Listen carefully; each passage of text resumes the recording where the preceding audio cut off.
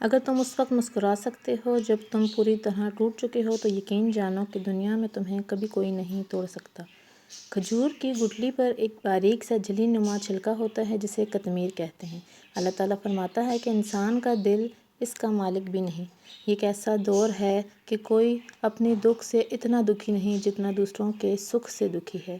جو قوم لڑنا نہیں جانتی بہت جلد اس پر لڑنے والی قوم کی حکومت بن جاتی ہے۔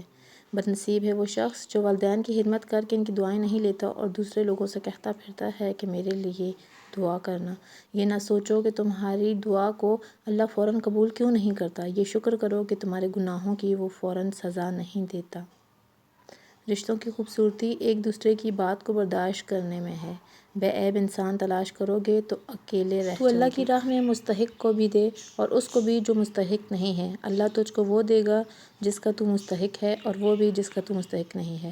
موت کو یاد رکھنا نفس کی تمام بیماریوں کا علاج ہے۔ میں آج تک اپنی خاموشی پر نہیں پچھتایا، جب بھی پچھتایا اپنے بولنے پر ہی پچھتایا۔ ہماری ویڈیو اچھی لگی ہے تو اسے لائک، شیئر اینڈ سبسکرائب کریں۔ Thank you.